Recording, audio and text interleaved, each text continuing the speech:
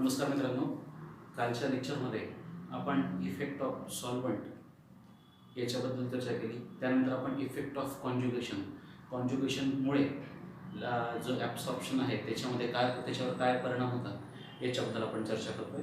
त्याचा पुढचा जो एक भाग आहे तो म्हणजे इफेक्ट ऑफ जॉमेट्रिकल आयसोमर्स याच्याबद्दल आपण आज डिस्कशन करणार आहोत.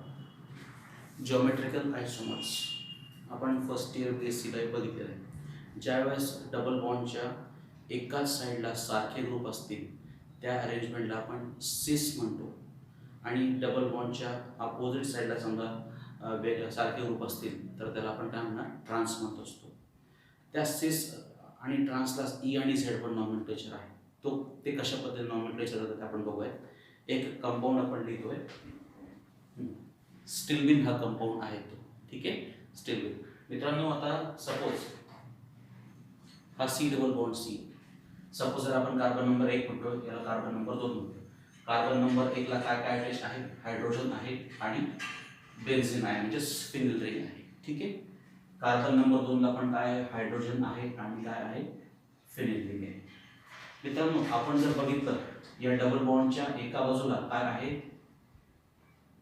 हायड्रोजन, आणि दुसऱ्या बाजूला काय आहे, फिनिल रिंग. म्हणजे सारखे जे ग्रुप आहेत, दोघं हायड्रोजन डबल बॉन्डच्या एकाच बाजूला आहे, दोघं फिनिल ग्रुप डबल बॉन्डच्या एकाच बाजूला आहे. ही जी अरेंजमेंट आहे या अरेंजमेंटला आपण काय म्हणतात, सिस फॉर्म म्हणतात. ठीक आहे. किंवा याला आपण म्हणत असतो झेड आयसोमर किंवा सिस आयसोमर. काय होतं याच्यामध्ये, सारखे ग्रुप डबल बॉन्डच्या एकाच बाजूला आहे. ठीक आहे. ही एक अरेंजमेंट झाली. समजा मित्रांनो, आता जर ही आपण अरेंजमेंट बघितली, सारखे ग्रुप डबल बॉन्डच्या अपोजिट बाजूला आहे, एक वरती तर एक खाली, एक फिनिल इकडच्या बाजूला आहे, एक फिनिल दुसऱ्या बाजूला आहे, एक हायड्रोजन इकडच्या बाजूला आहे, दुसरा हायड्रोजन दुसऱ्या बाजूला आहे. ही जी अरेंजमेंट आहे मित्रांनो, याला आपण म्हणत असतो ट्रान्स आयसोमर किंवा ट्रान्सफॉर्म म्हणत असतो. याला दुसरं नाव आहे, याला आपण म्हणत असतो ई आयसोमर. ओके. सिस असेल तर त्याला आपण झेड म्हणणार, ट्रान्स असेल त्याला आपण ई म्हणणार. याला आपण काय म्हणणार, जॉमेट्रिकल आयसोमर. ठीक आहे. आता हे जे जॉमेट्रिकल आयसोमर्स आहेत त्याचा काय इफेक्ट होतो लॅम्बडा मॅक्सवर, त्याचा ॲब्सॉर्प्शनवर काय परिणाम होतो त्याच्याबद्दल आपण डिस्कशन करायचं आहे. ठीक आहे. मित्रांनो, फळ्यावर आपल्याला 2 कंपाऊंड दिसत आहेत. सपोज याला आपण कंपाऊंड ए म्हणूयात आणि याला म्हणतो आपण कंपाऊंड बी. कंपाऊंड ए मध्ये सारखे ग्रुप जे आहेत ते डबल बॉन्डच्या अपोजिट साईडला आहे. फिनिल इकडे, दुसरा फिनिल त्याच्या अपोजिट बाजूला आहे, हायड्रोजन इकडे, दुसरा हायड्रोजन त्याच्या अपोजिट बाजूला आहे. हा जो आयसोमर आहे मित्रांनो, या आयसोमरला आपण ई किंवा ट्रान्स आयसोमर म्हणतो. या कंपाऊंडचं नाव आहे स्टिल्विन. स्टिल्विन हे मार्केटमधलं नाव आहे. याचं IUPAC नेम काय येणार, 1,2-डायफिनिल इथिन. ठीक आहे. 1,2-डायफिनिल इथिन किंवा त्याला आपण काय म्हणतो, स्टिल्विन. या स्टिल्विनमध्ये सारखे ग्रुप अपोजिट बाजूला आहे म्हणून हा काय झाला आहे, ट्रान्स स्टिल्विन किंवा E stilbene. Okay, E isomer. हा जो कंपाऊंड आहे मित्रांनो, या कंपाऊंडचा जो UV बँड मिळतोय त्याचं मॅक्सिमम ॲब्सॉर्प्शन आपल्याला कुठे दिसतंय, 295 नॅनोमीटरला दिसतंय. किती, 295 nm ला. आणि त्याच्या सिग्नलची जी हाईट आहे ॲप्सिलॉन जी आहे त्याची किती हाईट आहे, 27,000 एवढी त्याची ॲप्सिलॉन व्हॅल्यू आहे. ठीक आहे. हे कशाबद्दल चर्चा करतो आपण, कंपाऊंड ए बद्दल. कंपाऊंड बी कडे वळूयात.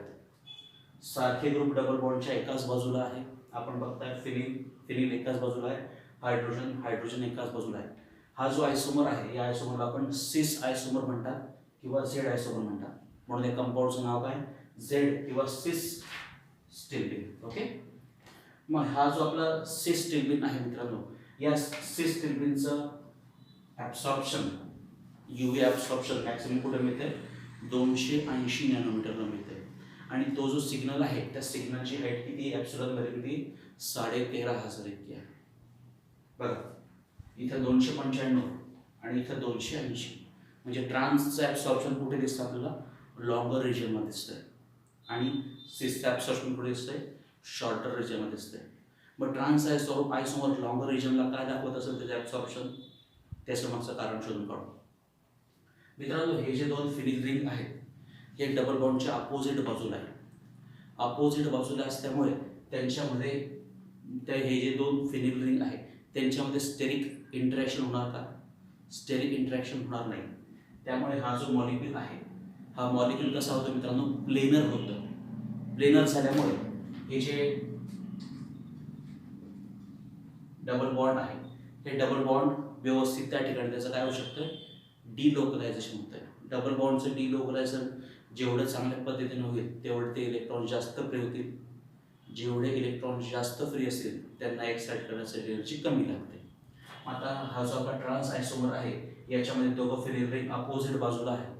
त्यामुळे तिथं स्टेरिक इंटरॅक्शन नाही, स्टेरिक क्राउडिंग नाही. त्यामुळे हा मॉलिक्यूल कसा आहे? प्लेनर आहे. प्लेनर असल्यामुळे इलेक्ट्रॉनचं इफेक्टिव्ह डिलोकलायझेशन होतं. म्हणून अशा कंपाऊंडला जो UVचा बँड मिळतोय तो कुठे मिळतोय? 295 नॅनोमीटरला मिळतोय. कंपाऊंड बी त्याचं नाव आहे सिस. दोघं फिनिल रिंग एकाच बाजूला मित्रांनो. हा पण बल्की ग्रुप आहे, हा पण बल्की ग्रुप आहे. त्यामुळे ही जी फिनिल रिंग आहे ही या फिनिल रिंगला बाजूला टाकण्याचा प्रयत्न करतो. कारण की आपल्याला प्रत्येकाला मोकळी जागा हवी असते, बरोबर की नाही?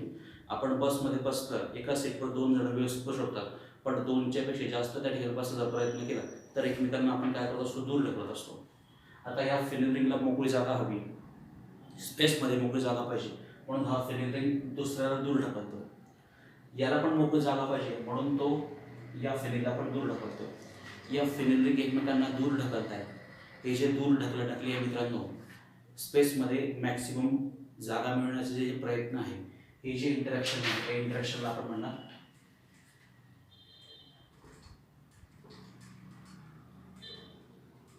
त्याला आपण काय म्हणणार आहे? Steric interaction. स्टेरिक इंटरॅक्शन का निर्माण झालं? कारण की बल्की ग्रुप एकाच बाजूला आले, स्टेरिक क्राउडिंग निर्माण झाली. स्टेरिक क्राउडिंगमुळे हे जे दोन ग्रुप आहेत ते एकमेकांना दूर ढकलत आहेत. आता या दूर ढकलीमुळे काय होतं मित्रांनो? हा जो मॉलिक्यूल आहे त्याची प्लेनॅरिटी लॉस्ट होऊन जाते.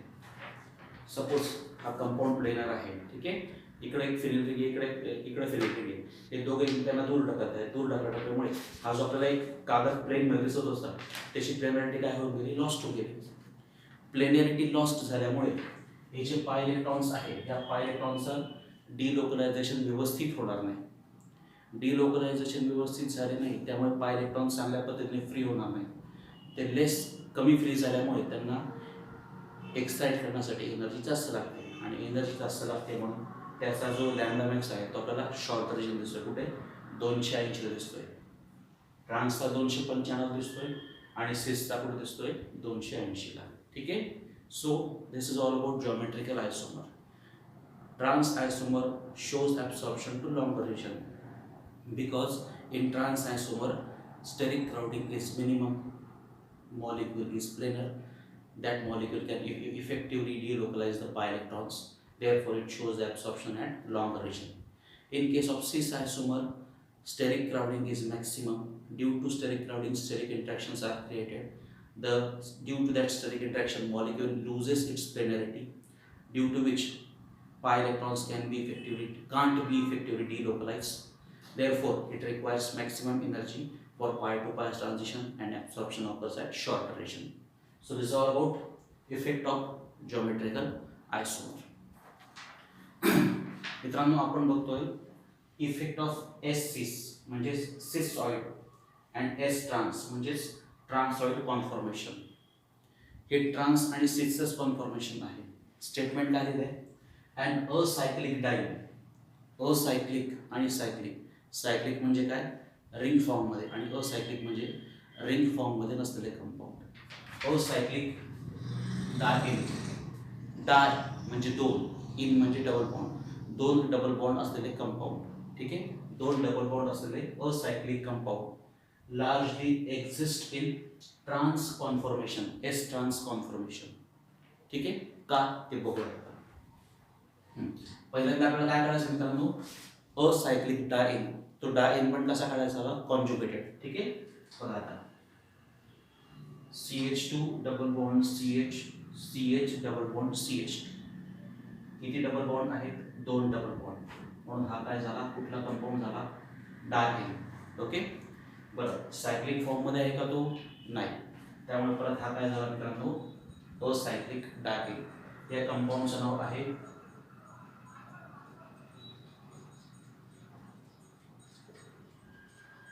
या कंपाऊंडचं नाव आहे 1,3-ब्युटाडाइन. ठीक आहे. हा जो 1,3-ब्युटाडाइन आहे हा मोस्टली कोणत्या फॉर्ममध्ये आढळतो आहे आपल्याला? S trans.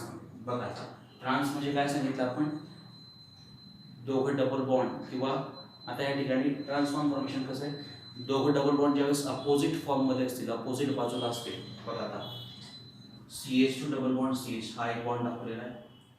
नंतर CH सिंगल बॉन्ड CH हा डबल बॉन्ड खाली आहे. तर दुसरा डबल बॉन्ड कुठे आहे? वरच्या बाजूला आहे. सपोज हे प्लेन असेल, एक प्रतल आहे, एक डबल बॉन्ड खालच्या बाजूला आहे, एक डबल बॉन्ड वरच्या बाजूला आहे. हे जी कॉन्फॉर्मेशन आहे मित्रांनो याला म्हणतात, याला काय म्हणतात?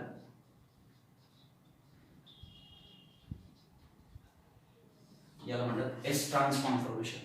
डबल बॉन्ड अपोजिट, दोघं डबल बॉन्ड एकमेकांच्या अपोजिट आहे. हे जे कॉन्फॉर्मेशन आहे मित्रांनो याला आपण काय म्हणणार आहे? S trans conformation. दुसरं बघा आता CH2 double bond CH, CH2 double bond CH, पुढे काय आहे? CH single bond CH, CH single bond CH आणि पुढे CH2. इथे काय दिसतंय? दोघं डबल बॉन्ड एकाच बाजूला आहे. ही जी अरेंजमेंट आहे याला म्हणतात एस सिस. याला एस ट्रान्स किंवा ट्रान्सॉइड म्हणतात, याला एस सिस किंवा सिसॉइड म्हणतात. मित्रांनो आपण काय म्हटलंय? And acyclic diene largely exist in trans conformation near about. हा जो कंपाऊंड आहे कोणता? 1,3-ब्युटाडाइन आहे. तो 97.5% किती कोणत्या याच्यात दाखवतो आपल्याला? एस ट्रान्स मध्ये. आणि उरलेलं जे 2.5% आहे ते कशात दाखवतो आहे? एस सिस फॉर्म मध्ये. परत कारण तेच डबल बॉन्ड एकाच बाजूला असले की काय निर्माण होते? स्टेरिक क्राउडिंग निर्माण होते. आणि स्टेरिक क्राउडिंग निर्माण झाल्यामुळे त्या ठिकाणी ते एकमेकांना दूर ढकलतात, लिनिअरिटी लॉस्ट होते. म्हणून इथं किती मॉलिक्युल आढळत आहे? 1,3-ब्युटाडाइनचे सिस फॉर्म मध्ये फक्त 2.5%. उरलेले 97.5% कुठे आढळत आहे? कुठल्या फॉर्म मध्ये आढळत आहे? ट्रान्स फॉर्म मध्ये. ट्रान्स फॉर्म म्हणजे काय? डबल बॉन्ड एकमेकांच्या अपोजिट फॉर्म मध्ये, एकमेकांच्या अपोजिट बाजूला असणं. सिस म्हणजे डबल बॉन्ड प्लेनच्या एकाच साईडला असणं. ठीक आहे. Effect of S cis and S trans. काय म्हटलंय? And acyclic diene largely exist in trans conformation. म्हणून हा जो 1,3-ब्युटाडाइन आहे हा कोणता आहे? असायक्लिक डायईन आहे. आणि तो मोस्टली कोणत्या फॉर्म मध्ये आढळतो आपल्याला? एस ट्रान्स फॉर्म मध्ये आढळतो. ठीक आहे. 97.5% जो त्याचं स्ट्रक्चर आहे ते कोणत्या स्वरूपात दिसतं आपल्याला? ट्रान्स स्वरूपात. आणि फक्त 2.5% मॉलिक्युलचं अरेंजमेंट कशी असेल तर सिस फॉर्म मध्ये असते. Okay, this is all about effect of S सिस आणि एस ट्रान्स. मित्रांनो एक शब्द वापरला आहे, कोणता आहे आपला? असायक्लिक. कोणता आहे? असायक्लिक. मग समजा सायक्लिक डायईन असेल तर त्यावेळेस काय होतं ते बघूया. एक सेंटेन्स आपण लिहिलं आहे. काय लिहिलं याच्यामध्ये? When a diene becomes a part of ring system. म्हणजे सायक्लिक डायईन तयार होतोय. अगोदरचं कोणतं होतं? असायक्लिक. आता आपण काय बद्दल बघतोय? सायक्लिक डायईन बद्दल बघतोय. काय म्हटलंय? When a diene becomes a part of ring system then it is forced into S cis configuration. ज्यावेळेस सायक्लिक डायईन असेल त्यावेळेस त्याचं कॉन्फॉर्मेशन किंवा कॉन्फिगरेशन कुठलं असणार आहे? एस सिस. बघा आता एक्झाम्पल घेऊया. मला एक कंपाऊंड दिसतोय. किती कार्बन आहेत? 1 2 3 4 5 आणि 6. 6 कार्बन म्हणजे कोणता कंपाऊंड? कोणता आहे? सायक्लोहेक्झेन. सायक्लोहेक्झेन. पण डबल बॉन्ड आहे म्हणून ANE चं कन्व्हर्जन कशामध्ये होणार आहे? ENE सायक्लोहेक्झीन. पण इथे किती डबल बॉन्ड आहेत? 2 डबल बॉन्ड. म्हणून या कंपाऊंडचं नाव काय झालं? या कंपाऊंडचं नाव काय झालं? सायक्लोहेक्साडायईन. डबल बॉन्ड कुठून सुरू होतोय? पहिल्या कार्बनला आहे आणि तिसऱ्या कार्बनला आहे. म्हणून या कंपाऊंडचं नाव काय झालंय? 1,3-सायक्लोहेक्साडायईन. आता आपण या कंपाऊंडला जर व्यवस्थित बघितलं तर जे डबल बॉन्ड आहे डबल बॉन्ड कोणत्या कार्बन मध्ये आहे, 1 2 मध्ये आहे आणि 3 4 मध्ये आहे.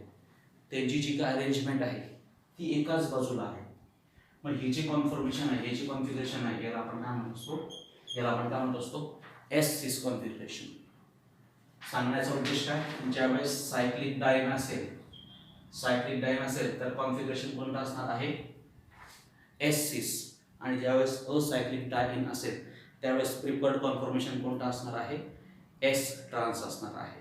ओके, परत लक्षात घ्या, असायक्लिक असेल तर एस ट्रान्स आणि सायक्लिक डायन असेल तर कॉन्फिगरेशन कोणतं असणार आहे, एस सिस कॉन्फिगरेशन. त्याला दुसरं ऑप्शनच नाही आहे. म्हणून आपण काय म्हटलंय, when a diene becomes a part of ring system.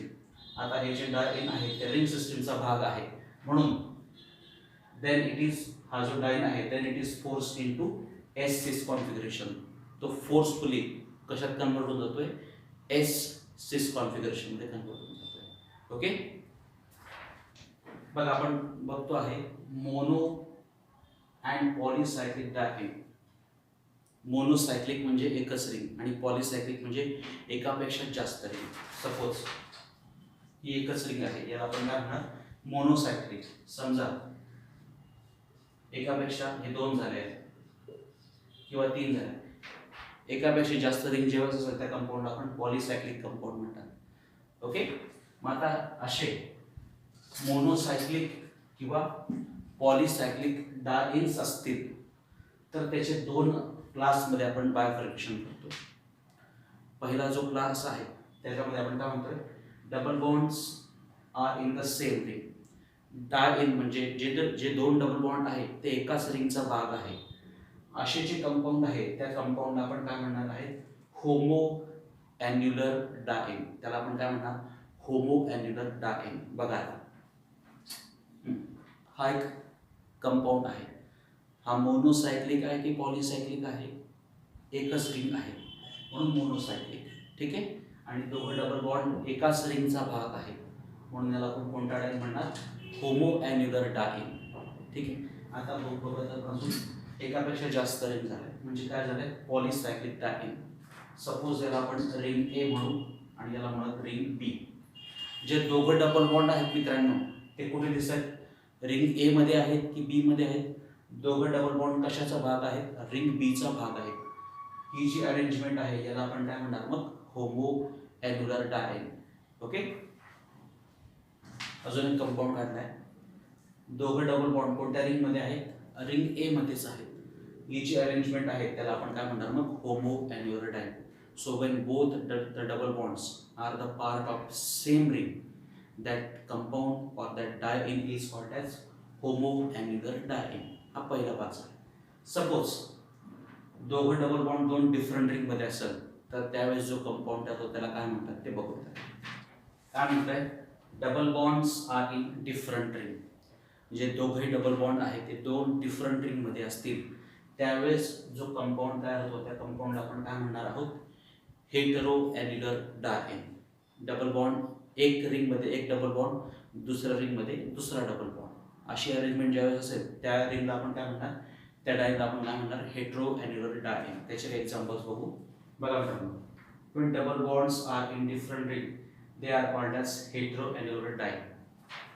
एक डबल बॉन्ड कुठे आहे, रिंग ए मध्ये, दुसरा जो डबल बॉन्ड आहे तो कुठे दिसतो आपल्याला, रिंग बी मध्ये, आणि दोघांची जी काय अरेंजमेंट आहे ती एकमेकांच्या अपोजिट आहे. याला आपण काय म्हणणार, हेटेरोॲन्युलर डायन. समजा अशा पद्धतीने राहिलं असतं,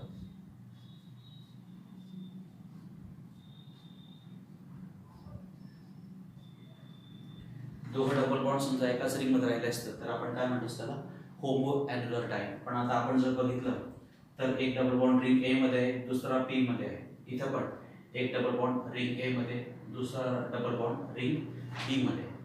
इथं एक ए मध्ये आहे, दुसरा कुठे आहे, बी मध्ये आहे. ठीक आहे, पण मित्रांनो हे जे डबल बॉन्ड आहे हे डबल बॉन्ड कसे आहेत, कॉन्ज्युगेशन मध्ये असले पाहिजे तर तेव्हाच त्याला आपण डायन म्हणणार. ठीक आहे, आयसोलेटेड असेल तर त्याला आपण आयसोलेटेड डायन म्हणणार. एक आहे कॉन्ज्युगेटेड डायन. सपोज मित्रांनो अशा पद्धतीने असतो, डायन आहे पण हा कॉन्ज्युगेटेड डायन आहे का, नाही. Double bond, single bond, single bond, single bond, double bond किंवा असा इथं जर राहिला असतं तर तो ही डायन सिस्टीम आहे पण कॉन्ज्युगेटेड आहे का? नाही. आपल्याला कोणती पाहिजे? कॉन्ज्युगेटेडच पाहिजे. ठीक आहे. मग काय म्हटलं आपण? मोनो आणि पॉलिसायक्लिक डायन किती प्रकारात पडतात? 2 प्रकार. होमो ॲन्युलर डायन आणि हेटेरो ॲन्युलर. होमो ॲन्युलरमध्ये दोघं डबल बॉन्ड एकाच रिंगमध्ये असतात आणि हेटेरो ॲन्युलरमध्ये 2 डबल बॉन्ड 2 डिफरंट रिंगमध्ये असतात. सिस्टीम कशी पाहिजे? कॉन्ज्युगेटेड सिस्टीम पाहिजे. ओके.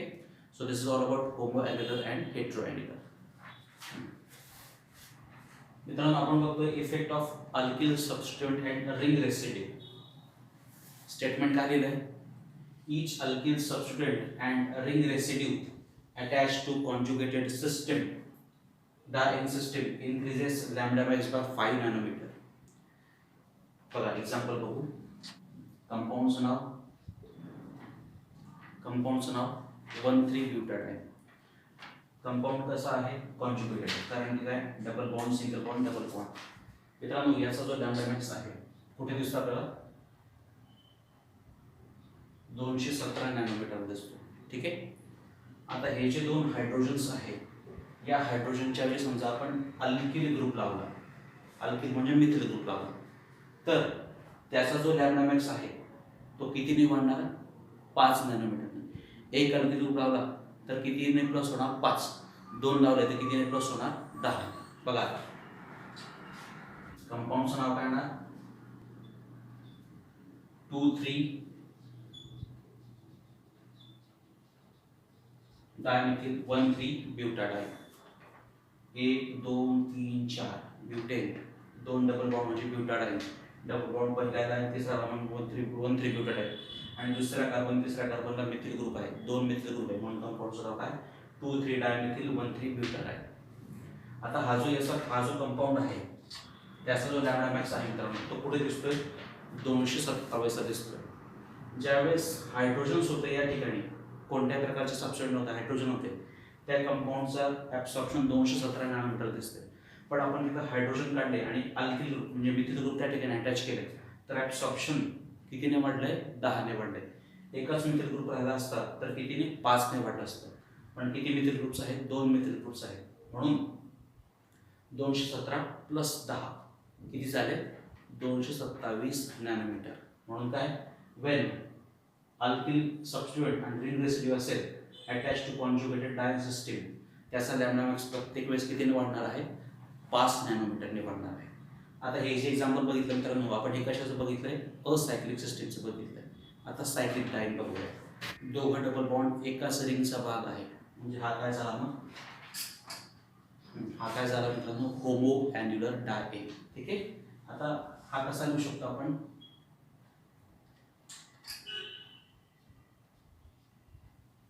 हा सी त्याला लागेल हा H डबल बॉन्ड हा परत कार्बन त्याला काय लागणार? हा H हा कार्बन त्याला हा H डबल बॉन्ड CH. बरोबर आहे. हे ते स्ट्रक्चर आहे आणि त्याच्या पुढे काय लागलं आहे? CH2. इथं परत हा CH2. ठीक आहे.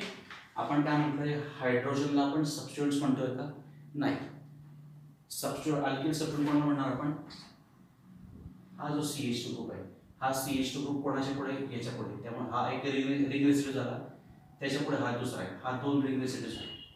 मग ही जी सिस्टीम आहे मित्रांनो H H H H ही सिस्टीम झाली. याच्या पुढे कोणता आहे? CH2 ग्रुप आहे. हा CH2 ग्रुप आहे म्हणून याला आपण काय म्हणणार? Ring residue. याच्या पुढे परत हा CH2 ग्रुप आहे याला आपण काय म्हणणार? Ring residue. किती रिंग रेसिड्यू झाले? 2 झाले. मग लॅम्बडा मॅक्स कितीने वाढणार आहे? 2ने वाढणार आहे. ठीक आहे. आता समजा आपण अजून एक एक्झाम्पल घेऊ त्याचं. दोघं डबल बॉन्ड अपोजिट साईड आहे त्यामुळे हे कोणता कंपाऊंड झाला? हेटेरो ॲन्युलर डायन झाला. ठीक आहे. रिंग ए आणि रिंग बी सिस्टीम ही सिस्टीम आहे. या इथं काय आहे? हायड्रोजन आहे. इथं पण काय? हायड्रोजन. इथं आहे हायड्रोजन. पण इथं काय कोणता ग्रुप आहे? CH2 ग्रुप आहे. बरोबर आहे. मग म्हणून यासाठी हा एक सबस्टिट्यूएंट झाला. इथे पण कोणता ग्रुप आहे? CH2. ठीक आहे. इथे कोणता झाला आहे? CH2. याच्यासाठी हा एक रिंग रेसिड्यू झाला. याच्यासाठी हा दुसरा झाला आणि याच्यासाठी हा तिसरा झाला. किती रिंग रेसिड्यू झाले? 3 झाले, म्हणून लॅम्बडा मॅक्स किती वाढणार? 15 ने वाढणार. ठीक आहे, हे झालं अल्किल सबस्टिट्यूएंट्स आणि रिंग रेसिड्यूबद्दल. ठीक आहे, आता आपण बघूया exocyclic double bond. Exocyclic double bond म्हणजे काय ते बघू. Exocyclic double bond, effect of exocyclic double bond. तत्पूर्वी एक्झोसायक्लिक म्हणजे काय? A double bond projecting outside the ring.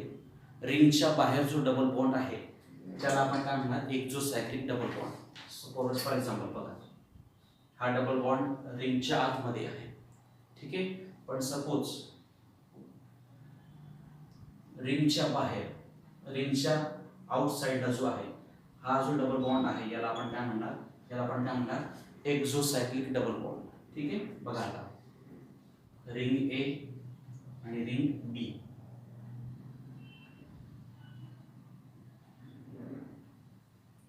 Ring एच्या बाहेर हा एक डबल बॉन्ड आहे आणि हा दुसरा डबल बॉन्ड आहे. रिंग कुठली कन्सिडर केली आपण? रिंग एच्या बाहेर.